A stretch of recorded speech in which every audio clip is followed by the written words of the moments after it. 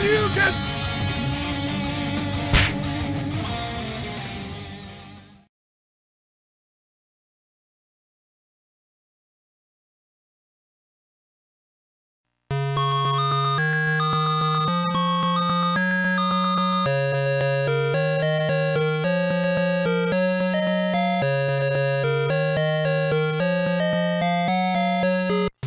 Hey everybody, welcome back.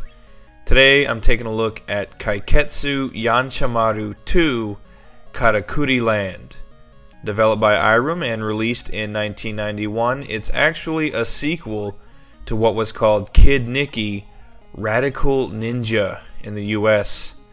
It's a fun and colorful platformer on the Famicom with some very heavy Japanese styling mixed with some more odd level designs. Each stage has a name that describes the theme of that stage. For instance, this is Snackland, a place where burgers and fries try to kill you. Now that's some classic ninja lore right there. How much better would Shinobi or Ninja Gaiden have been if you were taking on fast food monsters? Aside from that, there's a horror/cemetery level, a miniature level, and a whole host of others, and for the most part the level design is really good, but the levels themselves are also really short. Gameplay in Karakuri Land is really good.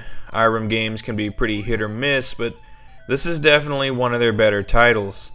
For the most part it's a pretty standard platformer with some nice tight controls. I don't really recall any cheap deaths caused by that slippery feeling that some B-list platformers tended to have.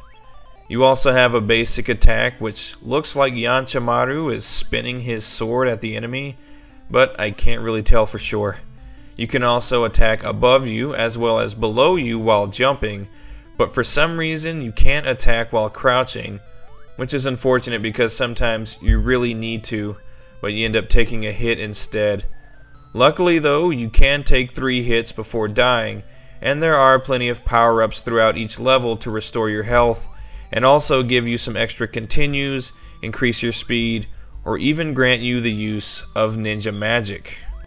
Speaking of which, that's another really cool thing about Karakuri Land, the ninja magic. You can find gourds throughout each level that allow you to use some pretty cool abilities, like shooting energy waves or turning into a few different animals to more easily traverse the levels.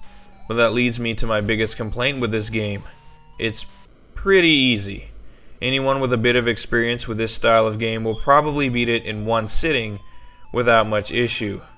There are sections where the platforming gets considerably more difficult, but those sections can usually be skipped pretty much entirely by using one of your animal forms. Of course, you can simply choose to play through the game without using any ninja magic abilities if you want to. The graphics in Karakuri Land are pretty nice.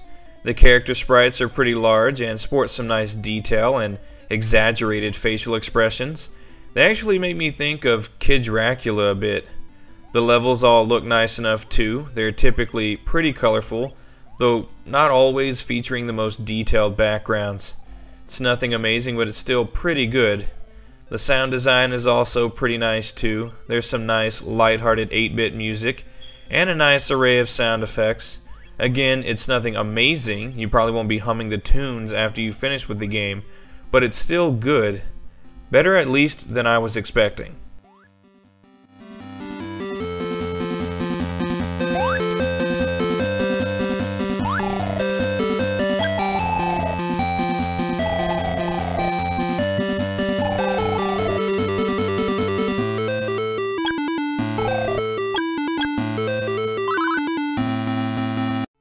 And I guess that's probably the best thing I can say about this game.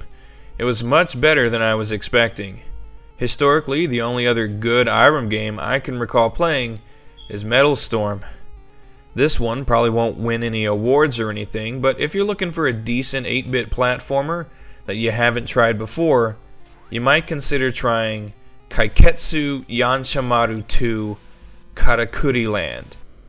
There's no Kid Nicky, but it's still pretty damn radical.